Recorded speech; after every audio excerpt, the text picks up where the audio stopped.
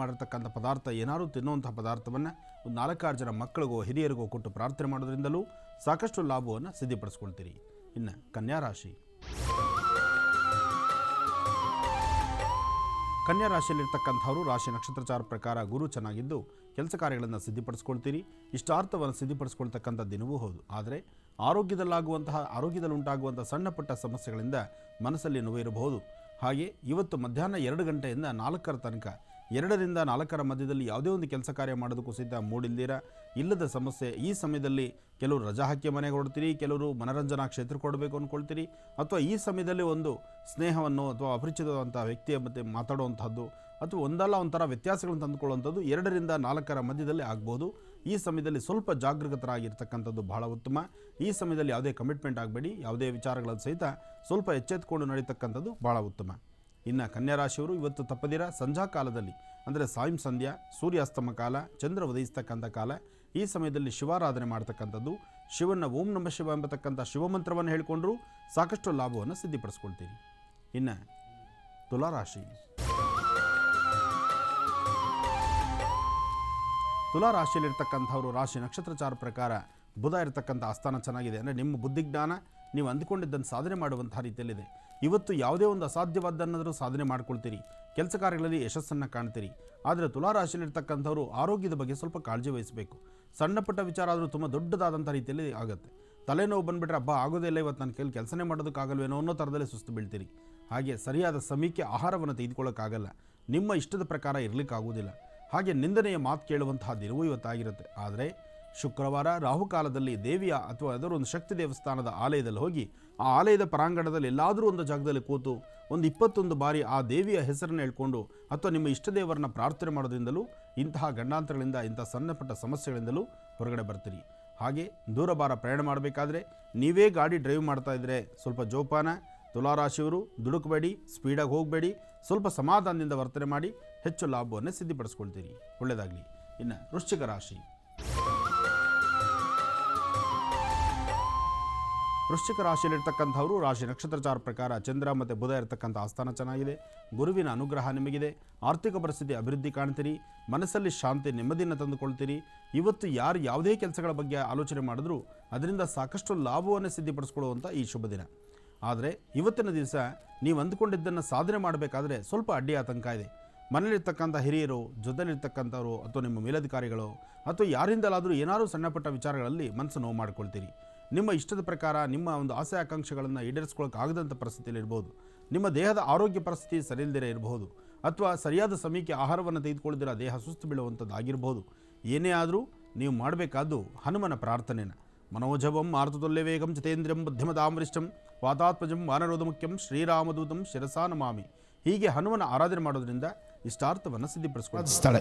ಇಂಥ ಒಂದು ಕಾಲದಲ್ಲಾಗುವಂಥ ಸಣ್ಣ ಪುಟ್ಟ ವ್ಯತ್ಯಾಸಗಳ ಬಗ್ಗೆ ಒಂದಿಷ್ಟು ಮಾಹಿತಿಗೋಸ್ಕರ ಪುನಃ ಗುರುವಿನ ಪಾದ ಬಿಟ್ಟಲೇಬೇಕು. ಗುರುವಿನ ಗುಲಾಮನಾಗುವವರೆಗೂ ಸಿಗದು ಕಾಣೋಣ ಮುಕುತಿ. ಅದಕ್ಕೆ ಮಾರ್ಗದರ್ಶನ ಬೇಕು. ಆಗಲೇ ಗುರುಗಳು ಹೇಳಿದ್ರು, ಹೆಣ್ಣು ಮಕ್ಕಳು ಜಾಸ್ತಿ ಜನ ಇದ್ದೀರಿ, ಪುರುಷರೆಲ್ಲೋ ಅಲ್ಲೊಬ್ಬರು ಇಲ್ಲೊಬ್ಬರು ಕೈಕಟ್ಟಿ ನಿಂತಿದ್ದೀರಿ. ಪುರುಷರ ಸಂಖ್ಯೆ ಬಹಳ ಕಡಿಮೆ, ಹೆಣ್ಣು ಮಕ್ಕಳ ಸಂಖ್ಯೆ ಬಹಳ ಅಧಿಕವಾಗಿದೆ. ನಮ್ಮ ಭಾರತಾಂಬೆಯ ಮಡಿಲಲ್ಲಿರ್ತಕ್ಕಂಥ ನಾವೇ ಧನ್ಯರು. ಇಷ್ಟು ಜನ ತಾಯಂದರು ನೀವು ಮಾಡುವಂತಹ ಪೂಜಾ ಫಲ, ನೀವು ಮಾಡಿಸುವಂತಹ ಸಂಸ್ಕಾರ, ನಿಮ್ಮಲ್ಲಿರ್ತಕ್ಕಂಥ ಒಂದು ಆದ್ಯತೆ, ನೀವು ಪ್ರತಿನಿತ್ಯ ನಿಮ್ಮ ಕಾಯಕದಲ್ಲಿ ಬೆಳೆಸ್ಕೊಂಡ್ಬಂದಿರತಕ್ಕಂಥ ಮಾರ್ಗದರ್ಶನ, ಅದೇ ಸಂಸ್ಕಾರ. ನಾವು ಟ್ರಿಮ್ ಆಗಿ ಬೆಳಗ್ಗೆದ್ದು ಐರನ್ ಬಟ್ಟೆ ಹಾಕ್ಕೊಂಡು ಶೂಟು ಬೂಟು ಹಾಕ್ಕೊಂಡು ಆಫೀಸ್ಗೆ ಹೋಗಿ 4 ಕಾಸು ದುಡ್ಕೊಂಬಂದು ನಿಮ್ಮ ಕೈಗೆ ಹಾಕ್ಬಿಟ್ರೆ ಸಂಸಾರದ ಪೂರ್ತಿ ಜವಾಬ್ದಾರಿಯನ್ನು, ಮಕ್ಕಳ ಲಾಲನೆ ಪಾಲನೆ, ಬೇಕಾದ್ದು ಬೇಡವದ್ದು, ಇವತ್ತೇನು ಕಷ್ಟ ಇದೆ, ತಂದು ಕೊಟ್ಟಂಥ ಮೌಲ್ಯದಲ್ಲಿ 1 ತಿಂಗಳು ನಡೆಸೋಕ್ಕಾಗುತ್ತೋ ಬಿಡುತ್ತೋ. ನಾನು ತಿಂಗಳು ಕೊಡೋದು, ನನ್ನ ಖರ್ಚು ಉಳಿಸ್ಕೊಂಡು ನಾನು ಕೊಡೋದು 500 ರೂಪಾಯಿ ಮಾತ್ರ. 500 ರೂಪಾಯಲ್ಲಿ 1 ತಿಂಗಳು ನಡೆಸಬೇಕು ಸಂಸಾರನ. ಅಂಥ ಸಂಸಾರ ನಡೆಸುವಂತಹ ಗುಣ ಒಂದು ಹೆಣ್ಣು ಮಕ್ಕಳಿಗಿದೆ. ಇದು ನಮ್ಮ ಭಾರತ ದೇಶದ ಸ್ತ್ರೀಯರಲ್ಲಿರ್ತಕ್ಕಂಥ ಗುಣ.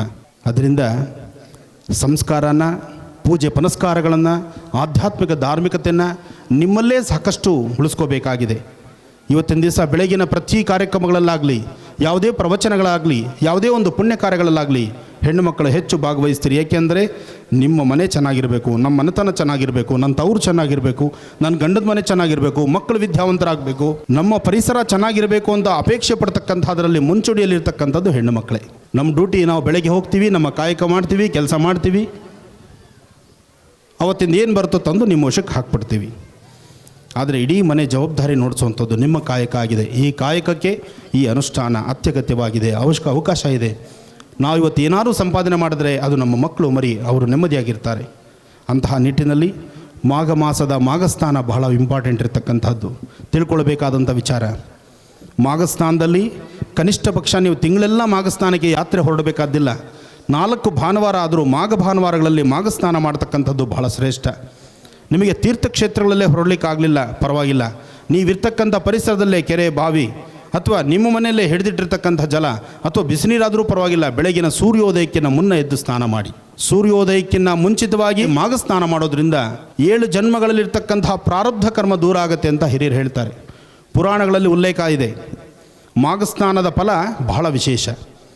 ಹಾಗೆ ಮಾಘ ಸ್ನಾನ ಮಾಡಬೇಕು, ಮನೆ ಮುಂದೆ ತುಳಸಿ ಅನುಷ್ಠಾನ ಮಾಡಬೇಕು, ಮನೆ ಒಳಗೆ ದೇವರ ದೀಪ ಅಂಟಿಸಿ ನಂತರ ನೀವು ಹಾಲು ಕಾಯಿಸಕ್ಕೆ ಶುರು ಮಾಡಬೇಕು. ಹಾಸಿಗೆಯಿಂದ ಎದ್ದ ತಕ್ಷಣ ಅಡುಗೆ ಮನೆ ಪ್ರವೇಶ ಮಾಡಬಾರ್ದು ಹೆಣ್ಣುಮಕ್ಕಳು, ಮನೆಗೆ ಶ್ರೇಯಸ್ಸಲ್ಲ ಅದು. ಹಾಸಿಗೆಯಿಂದ ಎದ್ದು ಕೈಕಾಲು ಮುಖ ತೊಳಿಬೇಕು, ಲಕ್ಷಣವಾಗಿ ದೇವ್ರ ಮುಂದೆ ಇರತಕ್ಕಂಥ ಒಂದಿಷ್ಟು ಪುಡಿ ಕುಂಕುಮ ಹಣೆಗೆ ಹಚ್ಕೊಳ್ಬೇಕು. ಸದಾಕಾಲ ನಿಮ್ಮ ಹಣೆಯಲ್ಲಿ ಕುಂಕುಮ ರಾರಾಜಿಸ್ತಾ ಇರಬೇಕು. ನಿಮ್ಮ ತವರಿಂದ ನಿಮ್ಮ ಮನೆಗೆ ಹೆಣ್ಣುಮಕ್ಕಳನ್ನು ಗಂಡದ ಮನೆ ಕಳಿಸ್ಬೇಕಾದ್ರೆ ನಿಮ್ಮ ತಂದೆ ತಾಯಿ ಪಡುವ ಶ್ರಮ, ಹೆಣ್ಣು ಮಕ್ಕಳಿಗೆ ಇಷ್ಟು ಅರಿಶಿನ ಕುಂಕುಮ ಹೂವು ಸದಾಕಾಲ ನನ್ನ ಮಗಳು ಸೌಮಂಗಲ್ಯವಾಗಿರಲಿ ಅಂತ, ಆ ಇರ್ತಕ್ಕಂಥ ಸೌಭಾಗ್ಯವನ್ನು ಕಳ್ಕೊಳ್ಬಾರ್ದು.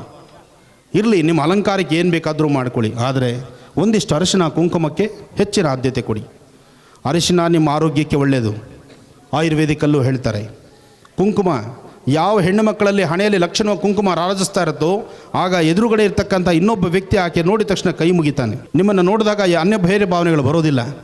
ಯಾವಾಗ ನಮ್ಮ ವೈತಾರಗಳನ್ನು ನಾವು ಬೇರೆ ಬೇರೆ ಮಾಡ್ತೀವೋ 4 ಜನ ಕಣ್ಕುಕ್ಕುವಂಥ ರೀತಿ ಕೆಲಸ ಆಗುತ್ತೆ.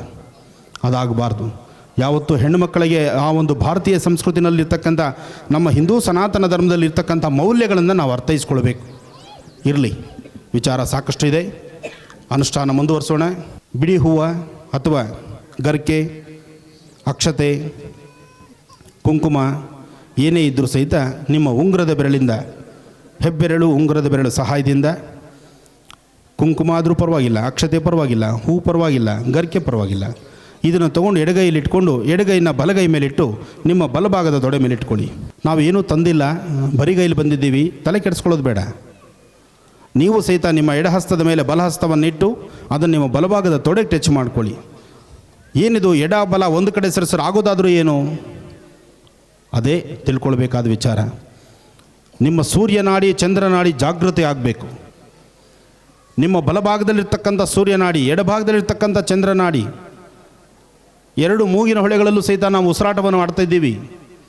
ಆ ಉಸಿರಾಟದಲ್ಲಿ ಭಾಳಷ್ಟು ವಿಶೇಷತೆಗಳಿದೆ, ತಿಳ್ಕೊಳ್ಳೋದು ಸಾಕಷ್ಟು ಇದೆ. ಬಹುಶಃ ಸಮಯ ಆದ್ದರಿಂದ ಆದಷ್ಟು ಮೊಟಕುಗೊಳಿಸಲೇಬೇಕು ನಾವು. ನಿಮ್ಮ ಬಲಭಾಗದ ಎಡಹಸ್ತದ ಮೇಲೆ ಬಲಹಸ್ತ, ಬಲಭಾಗದ ತೊಡೆ ಮೇಲೆ ಇಟ್ಕೊಳ್ಳಿ. 11 ಬಾರಿ ಓಂ ಗಂ ಗಣಪತೇ ನಮಃ, ಓಂ ಗಂ ಗಣಪತಯೇ ನಮಃ, ಓಂ ಗಂ ಗಣಪತೇ ನಮಃ, ಓಂ ಗಂ ಗಣಪತೇ ನಮಃ, ಓಂ ಗಂ ಗಣಪತೇ ನಮಃ, ಓಂ ಗಂ ಗಣಪತೇ ನಮಃ, ಓಂ ಗಂ ಗಣಪತೇ ನಮಃ, ಓಂ ಗಂ ಗಣಪತೇ ನಮಃ, ಓಂ ಗಂ ಗಣಪತೇ ನಮಃ, ಓಂ ಗಂ ಗಣಪತೇ ನಮಃ, ಓಂ ಗಂ ಗಣಪತೇ ನಮಃ, ಓಂ ಗಂ ಗಣಪತೇ ನಮಃ. ಓಂ ಶುಭಾಭ್ಯಾಂ ಶುಭೇ ಶೋಭನ ಮುಹೂರ್ತೆ ಆದ್ಯ ಶ್ರೀ ಭಗವತೋ ಮಹಾಪುರುಷಸ್ಯ ಶ್ರೀ ಮಹಾವಿಷ್ಣೋರಾಜ್ಞೇಯ ಪ್ರವರ್ಧಮಾನಸ್ಯ ಆದ್ಯ ಬ್ರಾಹ್ಮಣಃ ದ್ವಿತೀಯ ಪ್ರಹರಾರ್ಧೆ ಶ್ರೀ ಶ್ವೇತವರಾಹ ಕಲ್ಪೆ ವೈವಸ್ವತಮನ್ವಂತರೆ ಕಲಿಯುಗೆ ಪ್ರಥಮಪಾದೆ ಜಂಬೂದ್ವೀಪೆ ಭರತವರ್ಷೆ ಭರತಖಂಡೆ ಮೇರೋಃ ದಕ್ಷಿಣೆ ದಿಗ್ಭಾಗೆ अस्मिन् वर्तमाने व्यवहारिके चान्द्रमानेनस्य प्रभवादि 6 संवत्सराणां मध्ये श्रीमतो श्री दुर्मुखी नाम संवत्सरे उत्तरायणे शिशिर ऋतु जगदखिलाण्डकोटि ब्रह्माण्डनायक आदिदैव देवता प्रीत्यर्थं श्री आगत भक्तमहाजनानां कुलदेवता प्रीत्यर्थं स्थापित अभयप्रद शनेश्चर स्वामी